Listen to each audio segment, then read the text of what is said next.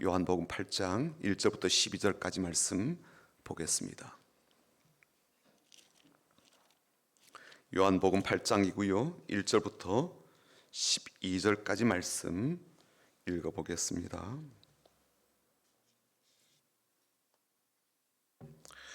요한복음 8장 1절부터 12절까지 말씀 같이 읽겠습니다.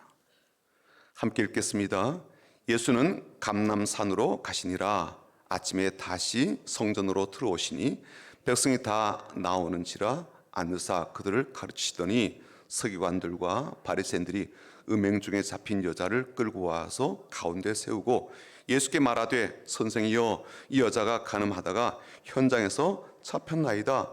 모세는 율법에 이러한 여자를 돌로 치라 명하였거니와 선생은 어떻게 말하겠나이까? 그들이 이렇게 말하면 고발할 조건을 얻고자 하여 예수를 시험함이므로라.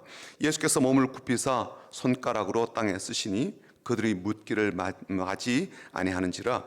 이에 일어나 이르시되 너희 중에 죄 없는 자가 먼저 돌로 치라 하시고 다시 몸을 굽혀 손가락으로 땅에 쓰시니 그들이 이 말씀을 듣고 양심의 가책을 느껴 어른으로 시작하여 젊은이까지 하나씩 나가고 오직 예수와 그 가운데 섰는 여자만 남았더라.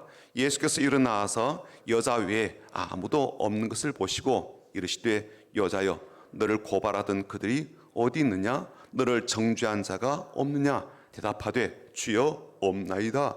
예수께서 이르시되 나도 너를 정죄하지 아니하노니 가서 다시는 죄를 범하지 말라 하시니라. 예수께서 또 말씀하여 이르시되 나는 세상의 빛이니 나를 따르는 자는 어둠에 다니지 아니하고 생명의 빛을 얻으리라. 아멘. 그 사람이 하는 말에는요, 그 사람의 온도가 담겨져 있습니다. 그 말을 듣는 사람이 느끼게 되는 온도가 그 말들에 담겨져 있지요. 다정한 말이라든지 혹은 위로의 말이라든지 격려와 응원의 말, 또 더불어서 그 마음을 헤아려주는 그런 말에는 따뜻함이 담겨져 있습니다. 계절적으로도 따뜻한 봄이 왔는데요, 우리의 마음에도 또 우리의 말에도 그런 따뜻함이 담기면 좋겠습니다. 그런 마음을 담아서 오늘 좀 온도가 높여진 말들을 해볼 텐데요, 우선 첫 번째 말은 당신은 소중한 사람입니다. 이 말을 한번 좀 해보고 싶습니다. 앞뒤 저를 보시면서 한번 그렇게 바라보고 인사해 볼까요? 당신은 소중한 사람입니다. 당신은 소중한 사람입니다. 당신은 참 소중한 사람입니다. 한 번 더 인사할 텐데 이번에는요, 당신은 하나님께 첫 번째로 여겨지는 사람입니다. 당신은 하나님께 첫 번째로 여겨지는 사람입니다. 당신은 하나님께 첫 번째로 여겨지는 소중한 사람입니다. 그래서 한 주간도 그런 은혜 아래 힘차게 살아가시면 좋겠습니다. 오래전 이야기인데요, 미국 동부의 한 바닷가 마을에서 폭풍이 크게 몰아치던 밤에 있었던 일입니다. 고기를 잡으러 배를 타고 나간 남편들을 기다리던 부인들이요, 바다가 바라보이는 오두막에 모이게 되었습니다. 그리고 기도를 하고 있었죠. 하나님 향해서 이 풍랑을 잠잠케 해 주옵소서, 그리고 남편들이 살아오도록 이 풍랑에서 지켜 주옵소서 간절함으로 기도하였습니다. 그런데 바람은 더욱더 거세졌고요, 파도는 더욱더 높아지면서 천지사방을 분간할 수 없을 정도로 암흑 상태가 되었습니다. 기도가 소용이 없었죠. 그렇게 울며 매달려도 상황은 조금 더 나아지지 않았습니다. 게다가 벼락이 떨어져서 그 부인들이 기도하는 이 오두막에 불이 붙은 거예요. 여인들이 기도하다가 오두막에 불이 붙은 것을 보고 나서 급히 이제 오두막을 뛰쳐나오게 되었습니다. 하나님은 우리의 기도를 무시하는 정도가 아니라 우리에게 절망을 주는 분처럼 생각될 그런 상황이었죠. 하지만 그렇게 불이 활활 타는 오두막의 불빛이 천지사방을 분간하지 못하는 배들에게 뜻밖의 등대 역할을 하게 되어서 무사히 집으로 혹은 그 자기의 삶의 자리로 귀환할 수 있었다라는 그런 이야기입니다.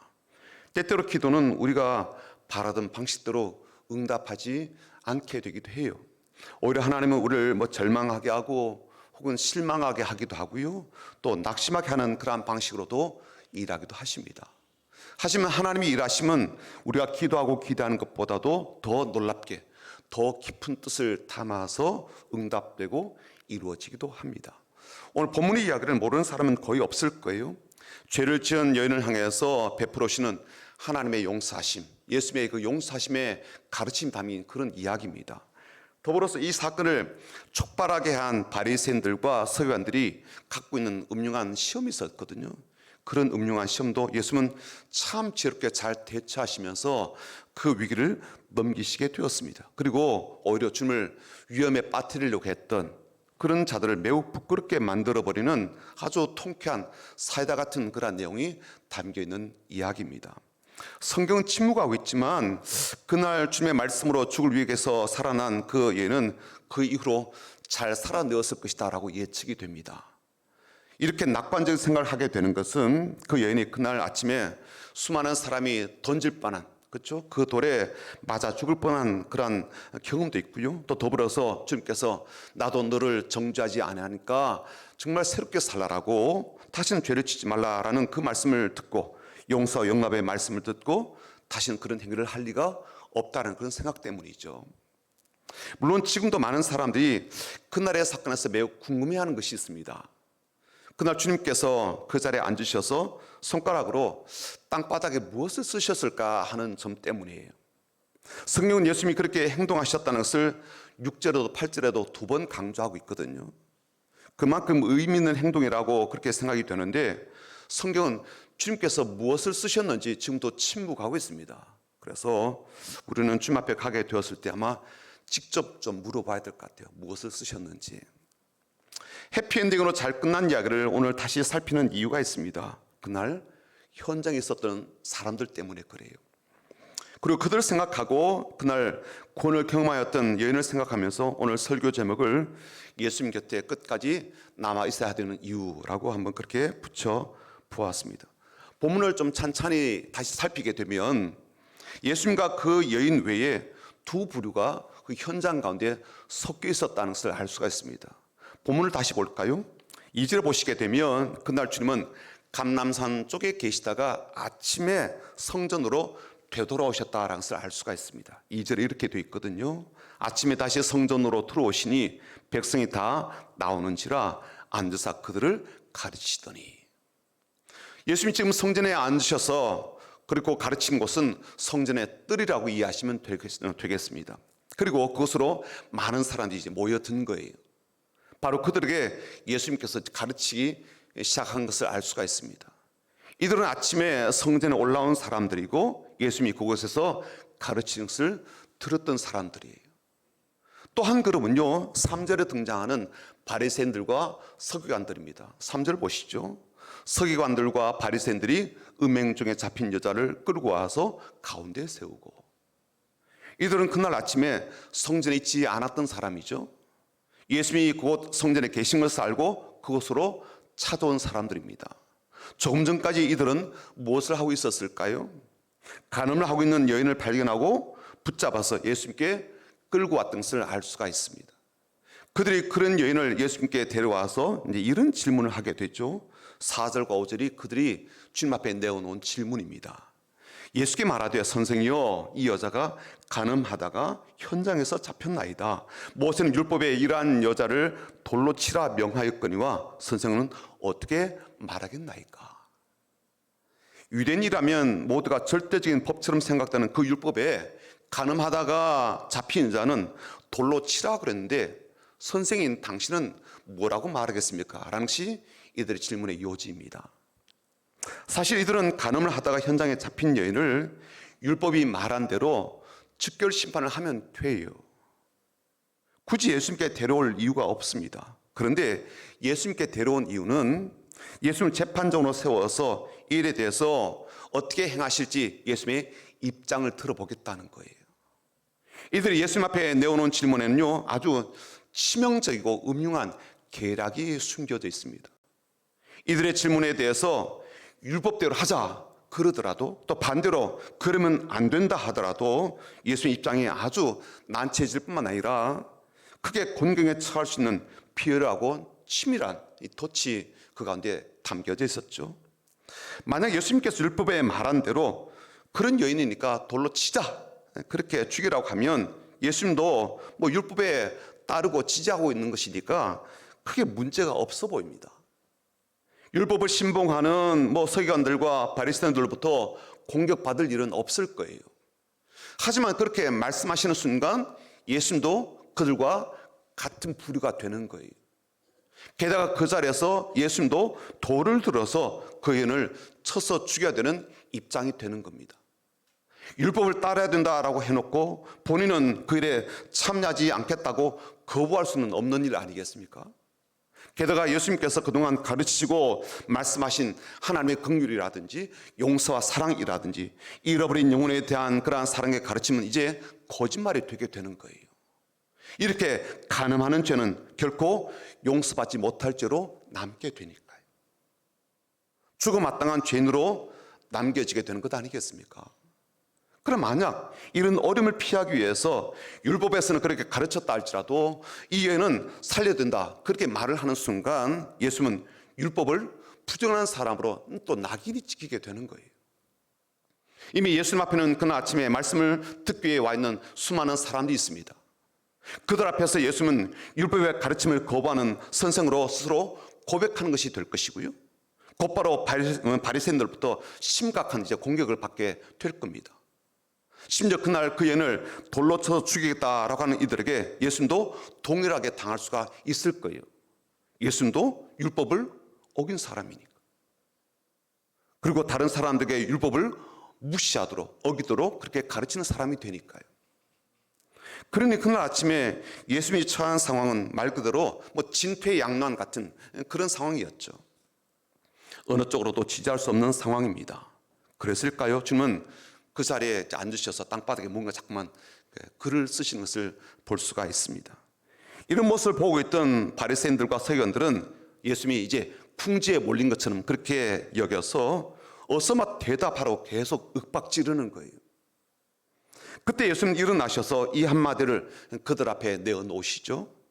너희 중에 죄 없는 자가 먼저 돌로 치라, 이렇게 말씀을 하셨습니다.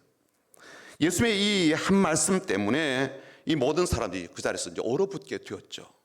순간 정지 화면처럼 그들은 꼼짝할 수가 없었습니다. 왜냐하면 저 여인을 여인이 돌에 맞아 마땅하다, 죽음 마땅하다라고 여기고 돌을 들고 있는 자신들의 죄를 생각하지 않을 수 없었기 때문이죠. 주님은 그 자리에 다시 엎드리고 앉으셔서 조금 전에 하신 행동이었던 뭔가 땅에 이제 글을 쓰시는 그런 행동을 하시게 됩니다. 그리고 그렇게 하시는 사이에 그곳에 있던 사람들이 하나 둘 돌을 내려놓고 떠나는 일이 있게 되었죠. 한 사람도 남지 않고 오로지 여인과 예수님만 그 자리에 남은 채 모든 사람이 떠나게 되었습니다. 그 여인은 예수님의 이 말씀 한마디에 이제 살아남게 되었죠. 그리고 예수님도 그 위기를 벗어날 수가 있었습니다. 자, 그런데 여러분, 그 장면을 다시 돌려보기로 한번 하면서 살펴보게 되면 이상하다라고 생각되는 게 있어요. 그리고 왜 그랬을까라는 그런 의문이 드는 장면들이 있습니다. 왜냐하면 바리새인들이나 서기관들은 다른 음흉한 목적 때문에 예수님을 찾아왔다가 자신들의 계획이 이제 무산이 되고 오히려 부끄럼만 안게 되었으니까 그렇게 가버렸다라고 생각은 되긴 하는데요. 아침에 예수님께 나와 말씀을 듣던 그 무리들은 왜 갔을까라는 생각 때문에 그래요. 그들은 아침부터 성전에 와서 그곳에 계시던 주님으로부터 말씀을 듣던 무리들 아닙니까? 그들은 이 사건과 아무런 연관이 없는 사람들이고요. 주님을 공격하려던 그런 사람들과도 다른 사람들인데 왜 이들까지 예수님을 떠난 것일까라는 겁니다. 그래서 오늘 말씀을 예수님께 끝까지 남아 있어야 되는 이유, 예수님께 끝까지 붙어 있어야 되는 이유, 함께 해야 되는 이유라는 그러한 제목을 정했습니다. 그들은 그 자리에서 계속 있었어야 되었거든요. 근데 왜 떠난 것일까요? 오늘 이 말씀을 다시 살피면서 그들도 우리도 예수님께 계속 남아 있어야 되는 이유, 예수님을 계속 붙잡고 있어야 되는 이유를 우리 한번 살펴보려고 합니다. 첫 번째는요, 주님은 우리의 양심을 일깨우시는 분이시기 때문에 그래요. 여러분, 우리가 종종 사람들에게 분노가 치밀어 오르고요, 결국에는 화를 내는 이유가 있거든요. 그 이유가 뭐예요? 양심 없는 행동을 하는 사람들 때문입니다. 우리가 종종 그런 말 하죠. 양심을 어떻게 밥 말아 먹었니? 그런 사람도 있잖아요. 우리 주변에 그런 사람도 있습니다. 또 종종 뉴스에도 뉴스거리로 등장하기도 하고요. 어쩌면 우리들도 그들 중에 한 명일 수도 있습니다. 근데 여러분, 이것은 꼭 알고 있어야 되는데요. 그것은 모든 사람에게는 양심이라고 하는 게 뭐 없는 게 아니라 양심이라는 게 있다는 거예요. 양심은 있어요. 양심이라는 말이 좀 어렵다면 뭐 착한 마음, 선한 마음 그렇게 바꿔도 될 것 같습니다. 사전을 찾아봤더니 이렇게 돼 있더라고요. 선과 악을 구분할 줄 알아서 악은 버리고 선을 따르는 마음, 그게 양심으로 그렇게 해석이 되어 있습니다. 근데 그런 마음들은요, 모든 사람이 다 갖고 있습니다. 물론 어떤 철학자들은 사람은 태어날 때부터 악하게 태어난다 그러기도 하고요. 성경에서는 모든 사람은 다 죄인이다 그렇게 말씀하기도 해요. 하지만 양심 자체가 없는 사람은 없습니다. 다만 양심이 있긴 한데 그 양심이 깨어나지 못한 사람들이 대부분이죠. 양심은 있다고요. 이쯤 양심이 깨어나지 못한 거예요. 양심이 제대로 활동을 하지 못하고 그 양심이 분별력을 잃어버린 상태에 있다라고 저는 그렇게 해석이 되거든요. 이렇게요. 여러분, 그날 아침에 가늠한 여인을 데리고 온 사람들은 예수님께서 너 중에 죄 없는 자가 먼저 돌로 치라라는 말 듣고 양심의 가책을 느꼈다라고 되어 있거든요. 9절 한번 보십시오. 그들이 이 말씀을 듣고 그 다음에요, 양심의 가책을 느껴 어른으로 시작하여 젊은이까지 하나씩 하나씩 나가고 오직 예수와 그 가운데 섰는 여자만 남았더라라고 되어 있습니다. 그들에게 양심 자체가 없었다라기보다는 그동안 양심의 가책을 느끼지 못했다라고 보는 게 맞을 거예요. 그런데 예수님께서 하시는 그 말씀을 듣는 순간 그들은요, 자신의 양심에 가책을 느끼기 시작한 거예요. 비로소 죄책감을 느끼기 시작한 겁니다. 분별력이 작동을 하기 시작한 거예요.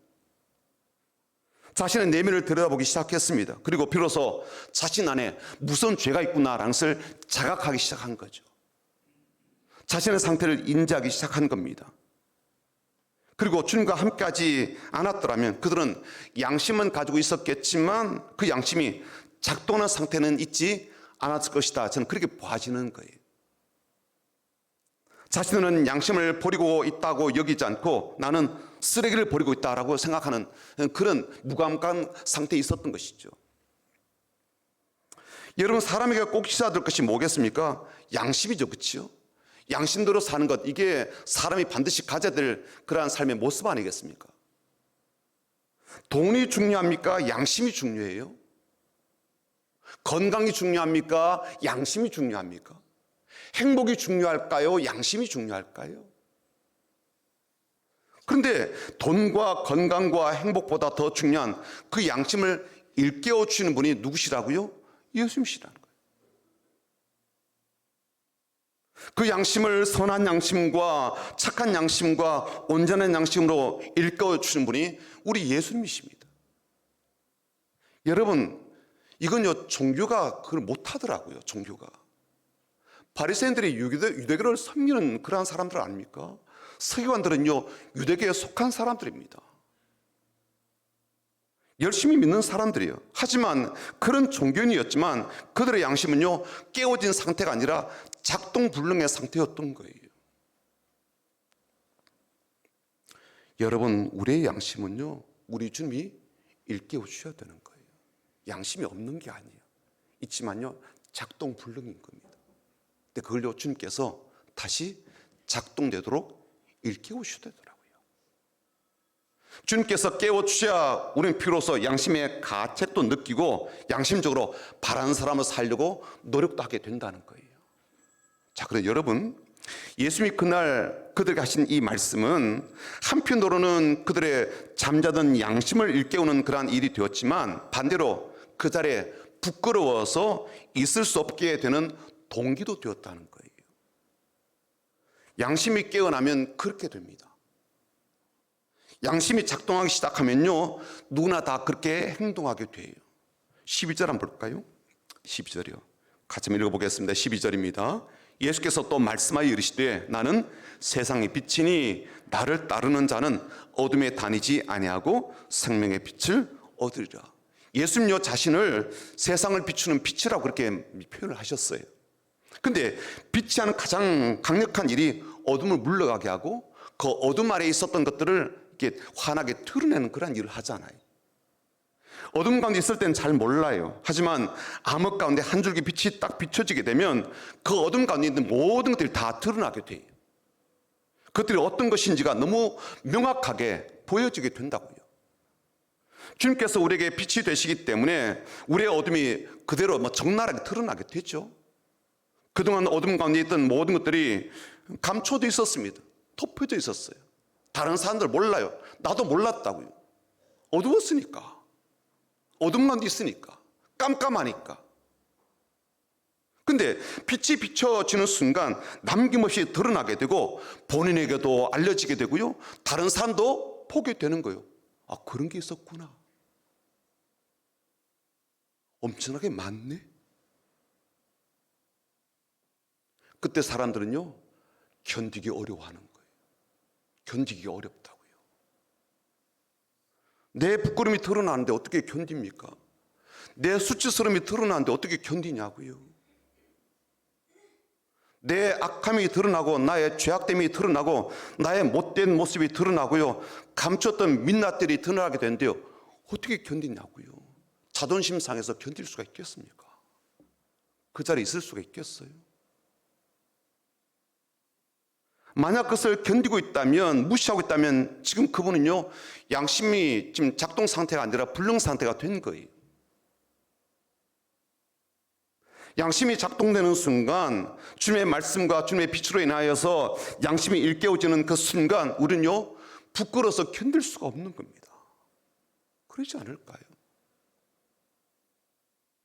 남들한테 다 감추었던, 나만 알고 있는 것들을 다 덮어두는데 어느 날 홀라던 그것을요, 누군가 이렇게 벗겼다고 한번 생각해 보십시오. 다른 사람이 다 알도록 벗겼다라고 한번 생각해 보십시오. 어떻게 있겠습니까, 내가? 못 견뎌요, 그거는요. 견딜 수가 없다고. 그리고 우리는 깨닫게 되는 거죠. 뭐냐면 이 땅에 사는 모든 사람들은 두 부류예요. 이렇게 죄를 감추고 사는 우리 같은 죄인들이나 아니면 그 죄가 드러나서 다른 사람들에게 정죄받는 저인과 같은 그런 죄인밖에 없는 거죠. 굳이 표현하자면 드러난 죄인과 감춰진 죄인 두 부류밖에 없는 거예요. 죄목이 다양하다 그런 차이만 있을 뿐 죄인이라는 사실에는요, 변함이 없습니다. 그리고 들키지 않고 드러나지 않아서 나는 죄인이라는 사실을 감추고 살고 있는 그런 죄가 가볍다라고 말하기도 어려워요. 오히려 떳떳한 것처럼 포장하고 사는 그런 가식적인 모습이 양심 없는 것처럼 또 다른 죄를 끊임없이 짓고 사는 더 악한 삶은 아닐까라는 생각이 드는 거죠. 근데 그렇게 사는 우리가 어떻게 주님께 남아있을 수가 있고 어떻게 주님을 끝까지 붙들고 있을 수가 있겠습니까? 못 견디겠는데 내가. 아닌 말로 그렇게 끊임없이 우리에게 빛을 비추셔서 양심을 깨우고 우리의 죄인됨과 죄성과 죄책감을 불러일으키는 그런 거룩하신 주님께 우리가 어떻게 끝까지 붙잡고 있을 수가 있겠냐고요. 내가 부끄러워서. 그렇지 않아요.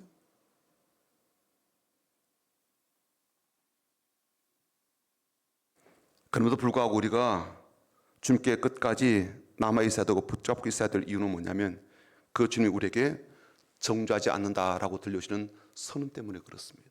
이것 때문에. 오늘 본문에 보면 주님은 그 여인과 단둘이 남은 그 자리에서 이렇게 말씀해 주시거든요. 11절 후반절을 보십시오. 예수께서 이르시되 나도 너를 정죄하지 아니하노니 가서 다시는 죄를 범하지 말라 하시니라. 모든 사람이 다 아는 죄를 저지른 그 여인을 향해서 주님은 정죄하지 않는다라고 말씀하셨는데 정죄란 말이 어떤 뜻인가 하면 이래요. 죄가 있다고 판정을 하거나 벌을 내리거나 비난하는 것, 이게 정죄입니다. 말하자면 율법을 어겼거나 하나님 말씀을 어겼기 때문에 죄인이라고 규정을 하고요. 또 법정에서 최종적으로 유죄 판결을 하거나 혹은 잘못에 대해서 비난하고 죄에 대한 벌을 내림으로써 심판하는 것을 정죄라고 그렇게 표현을 합니다. 그런데 주님은요, 그 일을 하지 않겠다는 거예요. 주는 그렇게 할 수 있는 최고의 권위를 갖고 계신 분이시고 가장 거룩한 자리에 앉아 계신 분이시기도 하시고 실제로 그렇게 공의로운 재판관 역할을 하셔야 될 그런 분이시지만 오히려 주님은 그 여인 향해서 죄를 정죄하지 않겠다고, 너를 정죄하지 않겠다고 말씀하시거든요. 그 말은요, 그녀에게 죄가 없다 그런 뜻은 아니에요. 다만 모든 사람이 다 알게 된 그 죄일지라도 형벌을 내릴 당연한 근거로 삼지 않겠다, 그런 의도로 하신 말씀이었거든요. 그녀를 용서해 주시겠다는 거예요. 그리고 그녀에게 다시는 죄를 짓는 삶을 살지 말고 새롭게 살도록 다시 말씀을 들려주시거든요. 여러분, 그날 현장으로 다시 가보게 될 때 예수님께서 여인에게 들려주신 그 말씀은 여인만 아니라 그날 주님 앞에서 말씀을 들었던 그 사람들, 양심의 가책을 느껴서 돌을 내려놓고 예수님을 떠났던 그 사람들도 들었었어야 될 말씀 아닐까요? 그들에게도 이 말씀이 필요하지 않습니까? 그들도 이 말씀을 들었어야 되지 않을까요? 주님이 그들에게 죄 없는 자가 먼저 돌로 치라라고 하셨을 때, 그들이 그래서 양심의 가책을 느끼게 되었을 때 주님은 그들에게 양심의 가책과 죄책감으로 평생 살라고 그런 의도를 품고서 그 말씀을 하셨을까요? 자신이 얼마나 큰 죄인인지를 알고 죄책감 갖고 살도록, 얼마나 더러운 죄인인지 날마다 생각하며 그렇게 자책하며 살도록 그 말씀을 주셨을까요? 더 이상 다른 죄인들에게 돌을 던질 생각을 하지 말고 다른 이들의 죄를 들추어내어서 그것을 심판하려고 하는 자기 의에 사로잡혀서 살지 말고 자신의 양심을 따라서 자신을 먼저, 자신 항상 돌아보고 살도록, 그래서 이 말씀을 하셨을까요? 오히려 그들이 끝까지 예수님께 남아있어서 그 여인에게 들려줬던 그 말씀을 그들도 들었었어야 되지 않을까, 그런 생각이 드는 거예요. 나도 너희들을 정죄하지 않는다, 이제부터 죄 짓지 말고 새로운 삶을 살아라 라는 그 음성을 그들도 들었어야 되지 않을까 싶습니다. 주님은 그들에게도 이 말씀을 들려주고 싶으셨던 것은 아닐까요? 이 말이 단지 그 여인만을 위한 말이었겠습니까? 떠났던 그들에게도 필요한 말 아니었을까요?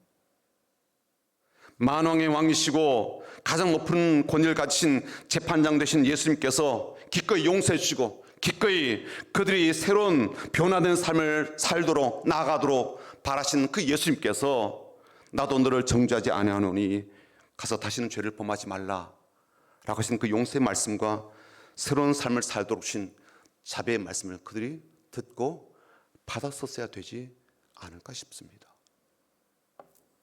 우린요, 양심의 가책만으로 살 수도 없지만 그렇게 살아서도 안 돼요. 우리 주님은 우리를 정죄하는 분이 아니십니다. 오히려 우리를 하여금 거룩하고 존귀한 삶을 살도록 권면하시고 용기를 주시며 소망을 풀어넣어 주시는 분이시거든요. 세상에 비치신 그분이 하신 말씀을 다시 들어볼까요? 12절입니다. 12절요. 같이 읽어보겠습니다. 예수께서 또 말씀하여 이르시되 나는 세상의 빛이니 나를 따르는 자는 어둠에 다니지 아니하고 생명의 빛을 얻으리라. 주는 우리에게 뭘 주고 싶어 하셔요? 생명의 빛을 얻는 삶을 주고 싶어 하신다고요. 주님을 따르며 이 빛을 누리도록 그런 삶을 우리에게 권면하십니다.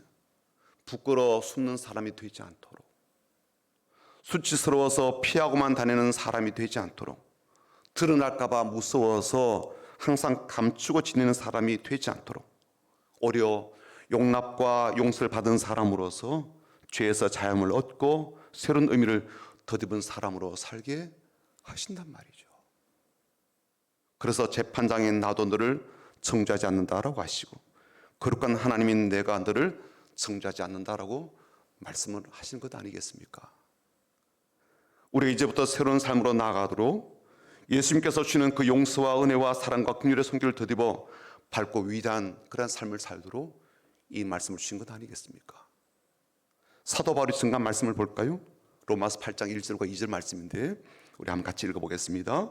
그러므로 이제 그리스도 예수 안에 있는 자에게는 결코 정죄함이 없나니 이는 그리스도 예수 안에 있는 생명의 성령의 법이 죄와 사망의 법에서 너를 해방. 한 번 더요.